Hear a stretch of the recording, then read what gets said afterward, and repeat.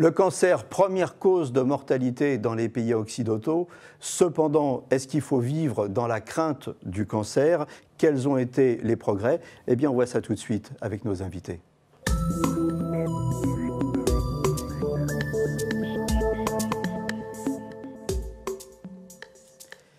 Alors avec moi sur le plateau, le professeur David Kayat. Vous êtes ce qu'on appelle un ponte de l'oncologie, on disait ponte comme ça avant. Et avec vous, on va parler de votre dernier ouvrage, plutôt iconoclaste, Arrêtez de vous priver. Et avec moi également sur le plateau, le docteur Olivier Caron. Vous êtes oncogénéticien à l'Institut Gustave Roussy. Alors, David Kayat, vous êtes oncologue. Vous avez présidé l'INCa. Vous avez été chef de service oncologie de la Pitié-Salpêtrière pendant presque 30 ans et vous nous dites arrêtez de vous priver. Ben oui, justement parce que j'ai été cancérologue pendant plus de 40 ans, chef de service pendant près de 30 ans et que j'ai vu tellement de gens souffrir, tellement de gens partir que ça a nécessairement généré en moi la question de la raison de vivre et de à quoi sert la vie. Or aujourd'hui, cette question, elle devient vraiment prégnante parce que quand vous regardez bien, quand vous mettez tout ensemble, tous les dictats, toutes les injonctions santé qu'on nous bassine à longueur de journée, qui est ne pas manger de sucre parce que ça nourrit les cellules cancéreuses, ne pas manger de gras, ça fait de l'artérosclérose, ne pas manger de sel, ça donne de la tension, ne pas manger de charcuterie, ça fait du cancer du côlon, la viande rouge, cancer du côlon, le vin, pire que tout, le soleil, les cancers de... Enfin, à un moment donné, il faut juste dire stop. Moi, j'ai envie de vivre et la question, c'est finalement, est-ce que tout ça est vrai ? Et dans ce livre, j'explique justement des choses avec beaucoup de bon sens qui démontrent la différence fondamentale entre le danger et le risque. Parce qu'en fait, ces gens, chacun émet les résultats de son étude. Il y en a un qui dit le sel, l'autre il dit le sucre, l'autre il dit le gras. Mais tous ces messages, ils arrivent sur la même personne, moi. Et moi, j'entends que je ne peux plus rien faire. Et pourquoi ? Parce que c'est dangereux. Mais d'accord, je veux bien admettre que ce soit dangereux, mais est-ce que c'est risqué ? Et là, généralement, pas du tout. Je vais expliquer à vos téléspectateurs la différence entre les deux avec une métaphore tellement simple. Si vous prenez par exemple l'exemple suivant, le grand requin blanc, celui dans de la mer, c'est dangereux. Où est le requin ? Dans la mer. Donc aller dans la mer, c'est dangereux. D'accord. Est-ce que c'est risqué ? Non. Pourquoi ? Parce que la probabilité que vous rencontriez un requin en allant vous baigner, elle est nulle. Il y a 4 morts par an dans le monde entier liées à des attaques de requins. Donc voilà, voler n'est pas naturel pour l'homme, c'est très dangereux. Où peut-on voler ? Dans un avion. Donc aller dans l'avion, c'est dangereux, mais est-ce que c'est risqué ? Non, c'est le mode de transport le plus sûr. Voilà la différence. Et en permanence, on vous parle de ces dangers et on essaye de générer chez vous des peurs pour modifier vos comportements, au lieu d'ailleurs de travailler plutôt sur l'éducation, sur l'information. Et ça, à la fin, moi, c'est un cri pour dire stop. Moi, je ne crois pas qu'en brûlant la bougie à petit feu, on va la faire durer plus longtemps. Et je crois qu'au contraire, la vie, ça n'est pas juste le temps qui passe entre la naissance et la mort, mais la vie, c'est ce qui sert entre la naissance et la mort à créer des souvenirs dont on aimera se rappeler avant de partir. Alors, c'est parce que quoi ? C'est parce qu'on a poussé le principe de précaution à l'extrême, c'est ça ? Et c'est aussi parce qu'il y a des lobbies qui s'emparent des chiffres et qui poussent ces études pour nous sensibiliser sur des risques ? En fait, c'est un mélange de tout. À toutes les époques de l'évolution de l'humanité, il y a toujours eu des pensées sociales dominantes. Aujourd'hui, la pensée dominante dans la société, c'est une pensée hygiéniste. C'est que la vie, c'est un cadeau que vous avez, et si vous n'êtes pas capable de la respecter au point de chercher à devenir idéal, pas de surpoids, pas de tabac, pas d'alcool, pas de soleil, pas de ceci, pas de cela, vous ne méritez pas cette vie qu'on vous donne. Donc on est dans ce que William Lobenstein appelle la tyrannie de l'idéal. Il faut qu'on soit parfait. Or, la perfection, elle est très difficile à atteindre. Elle est fantasmatique en réalité. Et le fait de chercher à l'avoir, parce qu'on vous l'impose socialement, regardez le regard qu'on a sur les gens trop gros, le regard qu'on a sur les gens dépressifs, sur les gens, enfin, etc. Alors qu'en fait, la plupart du temps, ce sont des problèmes qu'il faut traiter avec empathie. Un fumeur, ça ne sert à rien de lui dire voilà, il faut arrêter. Vous savez, les études montrent que 70% des gens veulent arrêter de fumer, 60% essayent, 7% y arrivent. Donc dire, quand j'étais jeune médecin, les gens qui étaient dépressifs, on leur disait allez, secoue-toi, mais bon sang, ça suffit d'être triste et tout. Aujourd'hui, on sait que c'est une maladie, que ça ne sert à rien de dire secoue-toi, il faut traiter. C'est pareil pour le tabac, il faut les aider, il faut aider les gens qui boivent. Alors, tout ça, alors ça c'est la première raison, cette pensée dominante sociale qui est culpabilisatrice, est nécessairement culpabilisatrice parce que très peu de gens arrivent à respecter tous ces dictats. Le second élément, c'est que pour accentuer cette notion de danger... D'autant que dans le même temps, on les tente avec la publicité. C'est pour ça que c'est impossible. Oui. À la limite, si on était seul dans le désert et qu'on vous dit ne buvez pas, d'eau même, il n'y en a pas, donc ça va. Mais avec tous les... Bon. Mais le deuxième élément, c'est que pour arriver à accentuer cette peur, parce que chacun veut avoir raison, chaque médecin qui s'exprime dans les médias, et je mea culpa, je l'ai fait dans le passé, moi aussi, sur les résultats d'études qui ont montré ceci, cela. Et il veut avoir raison, et donc il accentue l'idée de danger. Et il confond, par exemple, l'alcoolisme avec le fait de boire un verre de vin à table à midi, ce qui n'a rien à voir. Qui confond et le fait de faire un bon gueuleton avec des copains un dimanche et de prendre 4-5 verres de vin et puis de faire une diète hydrique pendant 16 heures et de ne pas boire pendant 3-4 jours pour arriver quand même à cette moyenne de 10 verres de vin par semaine. Donc on culpabilise en mélangeant excès de temps en temps et excès tout le temps. Alors c'est des choses très différentes. Moi je dis clairement, ça ne me pose aucun problème d'avouer. Je fais des gros gueuletons, je suis assez connu pour être très lié avec le milieu de la gastronomie. Je fais des bons gueuletons que je vais arroser, etc. Mais très bien, quand j'ai mangé 2000 calories dans un repas, je vais vous dire, pendant 16 heures, je vais prendre du bouillon, du café, de la tisane, de l'eau, et puis pendant 2-3 jours, je ne boirai pas une goutte de vin, et j'aurai quand même eu cet équilibre, cette recherche de l'équilibre qui ne doit pas être tous les moments de ma vie, qui doit être sur le temps de ma vie. Donc un jour un excès, un jour pas d'excès. Et c'est ça que les gens ont du mal à comprendre parce que la simplification des messages santé fait que finalement tout est lié à la peur. Je vais vous dire un truc. Si vous regardez, si vous faites le total des dangers dont on vous parle, 20% de risque pour la charcuterie, 12% pour ceci, etc. On arrive à 300%. Au moment où vous vous réveillez le matin, vous devriez déjà être mort. Vous avez dépassé largement 100%. Alors justement, on va s'arrêter là-dessus parce que c'est important, cette notion de pourcentage. Hein. Quand on dit, par exemple, vous avez X% de chances d'avoir un cancer de, je sais pas quoi, du côlon, et par contre, si vous mangez tel type, si vous avez tel type d'alimentation, si vous buvez, vous allez augmenter votre chance d'avoir un cancer du côlon de X%. Alors, est-ce qu'on peut revenir en détail sur cette histoire de pourcentage ? Je vais vous prendre un exemple très simple. On va jouer ensemble. L'OMS, dans son rapport d'octobre 2015, dit que la charcuterie, jambon, la charcuterie, 50 grammes de charcuterie par jour, en moyenne, provoque une augmentation de votre risque personnel de développer un cancer du côlon de 18%. 50 grammes, c'est grosso modo une belle tranche de jambon dans un jambon beurre, d'accord ? Bon. Donc, si vous avez le malheur de faire un jambon beurre à midi au bureau, vous augmentez de 18% votre risque de cancer du côlon. Je vous pose la question, si au lieu de 50 grammes, 18%, c'est 100 grammes, c'est quoi le risque ? Oui, c'est pas... C'est quoi ? C'est 2 fois 18%, 36%. Suivant cette logique. Mais alors, ça veut dire quoi ? Ça veut dire qu'à la réponse à la question « Quel est votre risque ?», vous me répondez que c'est une chance sur 3 dans votre vie d'avoir un cancer du côlon, 36%. Ouais. Où est le bon sens ? C'est impossible. Non. On oublie que c'est une augmentation du risque, 18%. Donc il faut d'abord savoir quel est le risque de base. Quel est l'objet que vous allez augmenter de 18% ? C'est rien, c'est 2%. Le risque d'avoir un cancer du côlon pour n'importe lequel d'entre nous en France, dans le temps de sa vie, c'est à peu près 2%. Donc, si vous mangez votre jambon beurre, arrêtez de vous culpabiliser. Pourquoi ? Parce que vous allez passer de 2 à 2,18. C'est-à-dire 2,2, 2,3, enfin rien. Cette augmentation est totalement négligeable par rapport à la facilité et au plaisir de manger un pâté avec les copains, avec 3 cornichons. Donc, encore une fois, effectivement, il y a des pourcentages, mais la plupart du temps, ces pourcentages, ils s'adressent à un risque de base que les gens ignorent totalement. Alors, si c'est un risque de 80% et que vous le multipliez par 2, vous êtes déjà mort. Bon. Mais si c'est un risque de 2% et que vous l'augmentez de 0,1%, ça reste très acceptable. Il faut quand même savoir un truc, et là c'est plus le médecin, c'est le cancérologue qui parle, c'est que vous savez, nous sommes, tous les individus sur la Terre, nous sommes soumis à des risques majeurs. Pourquoi? Parce que dans ce que nous mangeons, il y a des cancérigènes. Dans ce que nous respirons, il y a des particules fines, des polluants, c'est cancérigène. Dans ce que nous touchons, il y a du bisphénol, etc., c'est cancérigène. Dans ce que nous buvons, le vin ou ce que vous voulez, les polluants qu'il y a dans l'eau, c'est cancérigène. En fait, il y a des cancérigènes partout autour de nous, dans nous, de tous les côtés.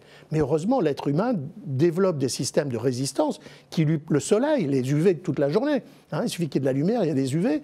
Et bien, pourtant, on ne développe pas tous, tout le temps, des cancers de la peau. On a des mécanismes de réparation des effets délétères de tous les carcinogènes qu'il y a autour de nous et dans nous, qui nous permettent de les supporter, ces cancérigènes. Donc, il faut cesser de vivre avec cette peur qui, selon les époques, va être sur la nourriture, va être sur le soleil, va être sur n'importe quoi. Il faut respecter son corps parce que c'est grâce à lui qu'on vit, donc essayer d'améliorer l'activité physique, ne pas fumer, enfin tout ce que j'explique dans le livre, mais avec des techniques de petits pas, parce que perdre 10 kilos en un mois, on est sûr qu'on va les reprendre. Donc des petits pas pour respecter son corps et faire en sorte qu'il soit le mieux possible, s'accepter avec ses défauts. Moi j'ai 3-4 kilos, vous voyez, en trop, ben, je vis très bien, ça va. Et puis en même temps, honorer cette vie. On lui dit que c'est un peu plus. Non, franchement pas. Et puis ensuite, c'est honorer. J'ai eu plus. Mais ensuite, il faut respecter ce corps et honorer la vie. Respecter le corps, c'est veiller à la santé. Honorer la vie, c'est vivre. C'est faire des belles choses avec sa vie. C'est pas juste regarder la tranche jambon et se dire non, 18% d'augmentation de mon risque de cancer du côlon, je vais pas la toucher, alors qu'il en a envie. Et ouais. Voilà, il faut vivre. Question d'équilibre, c'est important. Donc il faut se responsabiliser, arrêter d'être dans une société culpabilisante, infantilisante et se prendre en charge. Olivier Caron, vous voyez des malades de cancer tous les jours. Ça vous choque quand vous entendez David Kayat en train de dire allez, il faut vivre? Non, je pense qu'il faut le terme important pour moi, c'est effectivement l'équilibre, hein, que ce soit dans l'alimentation. Oui, parce que vous ne dites pas il faut se lâcher. Surtout pas. Hein? Épicure n'a pas dit ça. J'ai mis le texte d'Épicure. Oui. On pense qu'un épicurien est un débauché. Pas du tout. C'est quelqu'un qui s'autorise des excès, mais qui les compense de manière à trouver son équilibre. Donc l'équilibre. Voilà, que ce soit pour l'alimentation, pour tout hein, finalement, et qu'effectivement, c'est ça le but hein, de la... Alors, 30 à 40% des cancers qui se développent aujourd'hui pourraient être détectés. Et aujourd'hui, vous êtes venu nous parler du programme Interception. On intercepte justement les gens qui est développé à Gustave Roussy, un programme dirigé par le docteur Suzette Delaloge, c'est ça? Absolument. Alors, c'est quoi ce programme Interception? Alors, l'objectif, finalement, c'est effectivement de se dire que ceux qui développent des cancers, dans un pourcentage de cas important, finalement, à l'avance, on aurait pu dire qu'ils avaient plus de risques que leurs voisins de développer un cancer. Donc l'objectif, c'est de dire, les messages tels qu'on peut les donner, parfois à l'emporte-pièce, ne sont pas valables forcément pour tout le monde. Et le but, c'est d'adapter la prise en charge au risque. Alors concrètement, comment ça marche?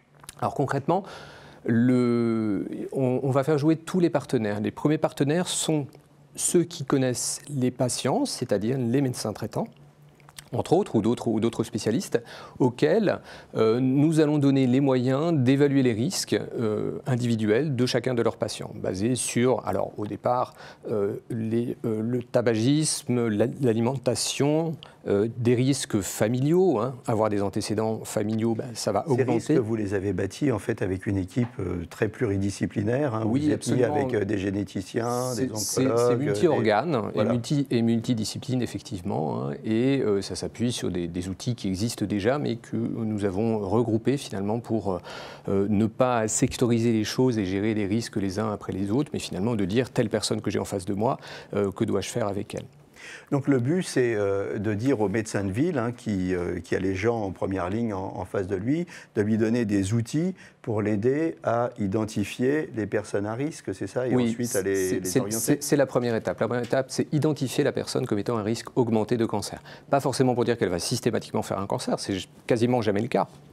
Mais pour dire que pour cette personne-là... Faites attention, hein, parce que vous avez entendu la différence entre danger et risque. Hein. Absolument. Et toujours là, ils vous regardent. Absolument. Et donc, à ces personnes-là, de pouvoir leur proposer donc, la deuxième étape. Donc là, on propose d'informer le patient, de répondre à ces questions au cours d'une journée qui se passe, ou une demi-journée selon les parcours, qui se passe donc à Gustave Roussy. Donc là, c'est le médecin traitant qui dit à son patient, et là c'est peut-être un petit peu anxiogène, il lui dit, bon écoutez, vous êtes éventuellement un patient à risque, je vous propose d'aller passer une journée à Gustave Roussy. Voilà. Mais là, pour être un peu vulgaire, on flippe hein, quand on vous dit allez passer une journée à Gustave Roussy pour voir comme ça. C'est pas la destination de week-end qu'on a envie d'avoir. C'est pas complètement à Gustave Roussy. On a choisi que ce soit un lieu en dehors du bâtiment, en tout cas, de l'hôpital Gustave Roussy. Ça reste sous la bannière de Gustave Roussy, bien évidemment. Hein, mais là, il faut que le médecin explique bien les choses. Absolument. Pour pas générer notamment de dire, en fait, voilà, votre risque, en fait, on vise une augmentation de risque, enfin, pardon, pas une augmentation de risque, mais un risque absolu de quelques pourcents sur les 5 ans qui viennent, tout risque cumulé. Et donc, finalement, si on explique bien ça aux gens, notre pari, c'est qu'ils le comprennent bien et qu'ils comprennent qu'il y a des choses à faire avec. Donc, en clair, le médecin traitant, il a un calculateur que vous lui avez mis en ligne, il voit son patient, il calcule, il lui dit, monsieur, ce serait bien d'aller passer une journée à Gustave Roussy, mais vous inquiétez pas. Hein.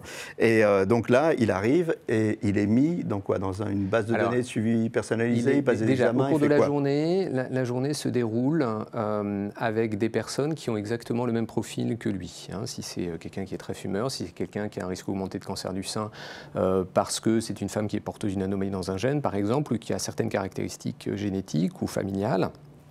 Et la stratégie est basée sur une transmission de messages à la fois en consultation absolument traditionnelle, mais également sous forme de groupe.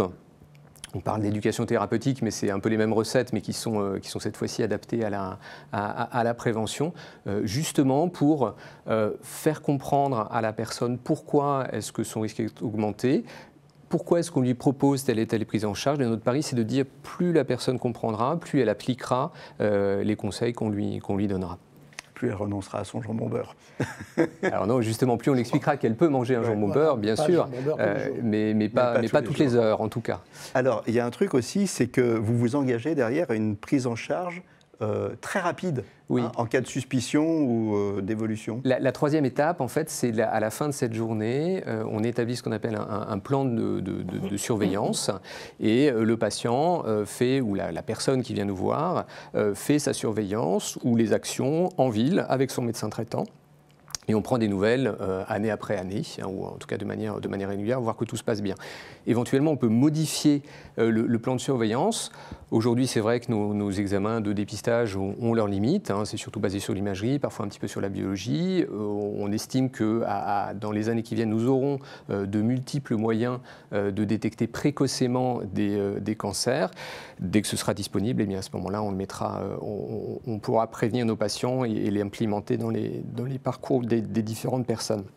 Ça s'adresse à qui? Aux gens qui ont des prédispositions héréditaires, des gens qui ont déjà fait un cancer, des gens qui ont été exposés à des substances? Principalement, ça s'adresse Principalement, ça s'adresse à des personnes qui n'ont jamais eu de cancer, mais qui sont dans une situation de risque augmenté. Hein. Donc, on a imaginé ça, on appelle ça des parcours. Hein. Donc, par exemple, on a un parcours risque de cancer du sein, dans lequel on a des sous-parcours avec des personnes donc, avec une prédisposition au cancer du sein, ou alors qui n'ont pas de cancer, mais qui ont des lésions, qui ont des images dans le sein ou des cellules dans le sein qui sont le signe d'une augmentation de risque sur les 10 ans qui viennent, donc on va les surveiller plus particulièrement.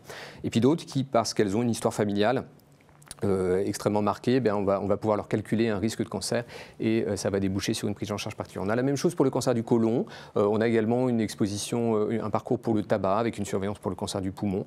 On a des parcours aussi un peu plus spécifiques pour des personnes qui ont un antécédent de cancer dans leur enfance, qui finalement sont à risque de développer un autre cancer.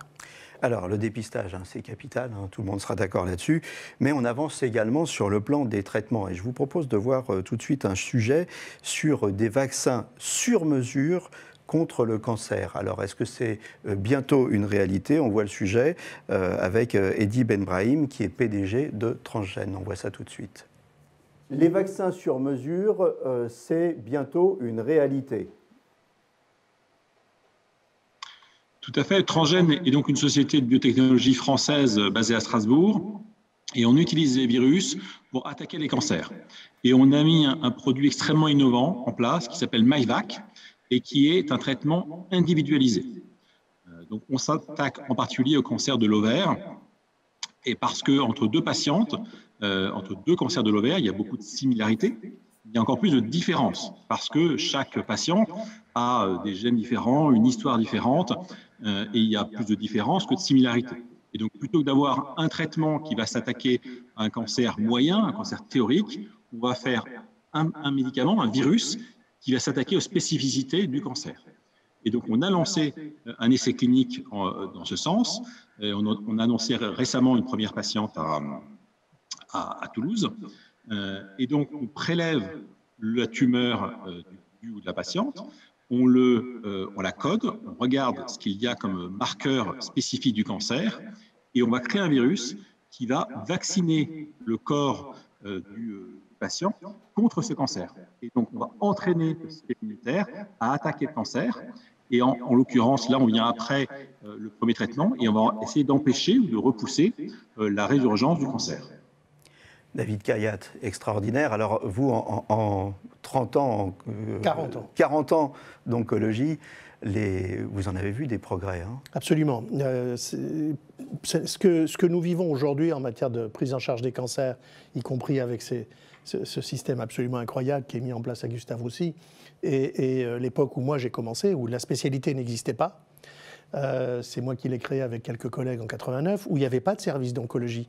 Donc je me souviens, quand on faisait la visite, on avait une femme qui avait justement un cancer de l'ovaire, qui souffrait de martyre, car on ne pouvait pas prescrire la morphine à l'époque, où j'étais jeune, et elle était dans une maternité. Donc toutes les autres femmes avaient des bébés, et elle allait mourir. Bon, tout a changé, à la fois sur l'image, sur la prise en charge, c'est-à-dire le respect de l'humanité qui est en face de nous. On ne traite plus une maladie, mais un individu malade, et puis sur les traitements. Alors là, c'est passionnant, mais encore une fois, moi, dans ma vie de professionnelle du cancer, j'ai trop vu des scoops annoncés, alors que là, c'est un essai, et il y a une patiente. Donc avant que ce soit vraiment un traitement confirmé, il y a encore du temps et de l'eau qui va s'écouler sous les ponts. Donc donner des fausses... j'ai jamais beaucoup aimé faire de faux espoirs à tous ceux qui aujourd'hui vont entendre ce message alors qu'elles ont un cancer de l'ovaire et vont débarquer dans nos services en disant « je veux ça ». Bon, mais ceci dit, il faut laisser de l'espoir. Donc c'est bien de temps en temps aussi de... Alors, moi, je crois que ce dont on parle ici, c'est que dans le temps de ma vie, on a découvert les gènes qui augmentaient de façon extrêmement forte le risque de développer tel ou tel cancer, dans le sein, dans le côlon, dans le mélanome. Très bien. Les gens qui sont porteurs de cette anomalie, d'ailleurs généralement transmises de façon héréditaire, ont une probabilité majeure, 80% par exemple, de développer tel ou tel cancer. Mais à côté de ça, on voit bien qu'il y a des gènes dits de susceptibilité. Alors eux, c'est différent parce qu'ils vont vous aider à avoir, ils vont provoquer l'apparition d'un cancer que, généralement, si vous avez le facteur cancérigène ou le mauvais comportement qui va avec. Par exemple, il y a 80% des cancers du poumon viennent chez les fumeurs, mais seuls 8% des fumeurs vont développer un cancer du poumon. Si on pouvait les identifier, ces 8%, avant qu'ils fument, on ferait vraiment un travail de prévention, de dépistage sur eux. Donc je pense que là, on a l'immunothérapie qui est sortie il y a 5-6 ans, on a ces thérapeutiques et notamment les vaccins ARN qui vont commencer à sortir dans le traitement du cancer. Et je pense que la référence dont M. Benbrahim parle, c'est probablement une technique qui se rapproche de celle-là.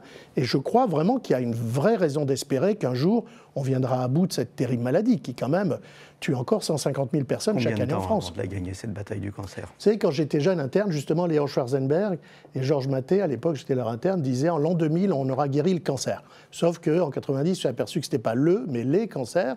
Et en se disant, il y a 200 cancers, le poumon, le côlon, le sein. Aujourd'hui, on sait qu'il y a autant de cancers différents qu'il y a de malades atteints de cancer, c'est-à-dire 360 000 cancers différents chaque année, qu'il faudra peut-être un jour traiter d'une manière, comme on l'a vu dans ce film, extrêmement personnalisée. Donc ça complexifie le champ d'action de manière considérable, de façon très très forte, cette complexité.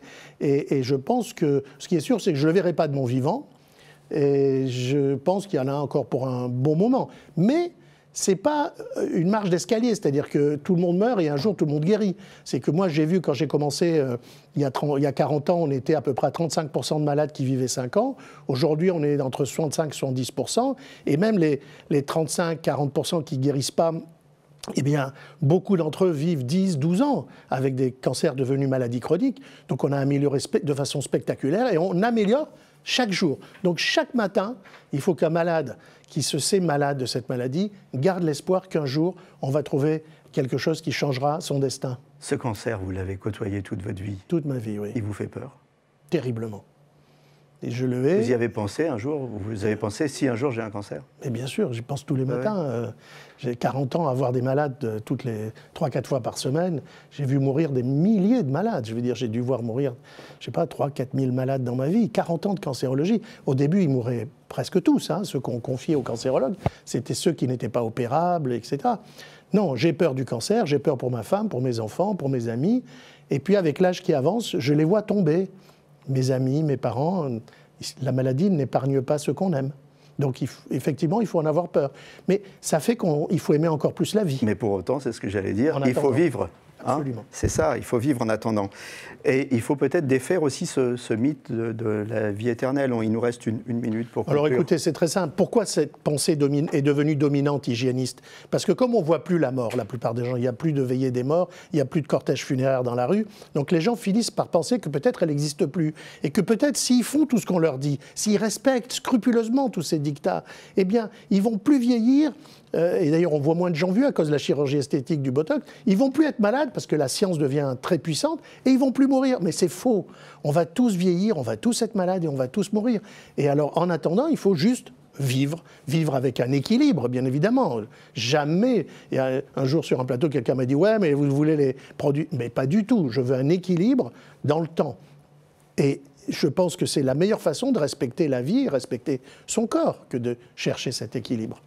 Eh bien, merci tous les deux d'être passés sur le plateau de Capital Santé. David Kayat, je rappelle le titre de votre ouvrage « Arrêtez de vous priver » et surtout continuez à vivre et continuez à profiter à 100% de la vie. Merci Olivier Caron aussi d'être venu nous parler d'Interception, ce programme de prévention prometteur de Gustave Roussy.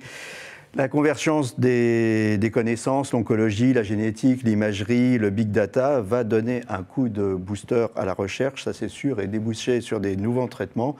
C'est du moins ce qu'on nous souhaite à tous. En attendant, écoutez, ce que je vous souhaite, c'est portez-vous bien en attendant un prochain numéro de Capital Santé. À bientôt.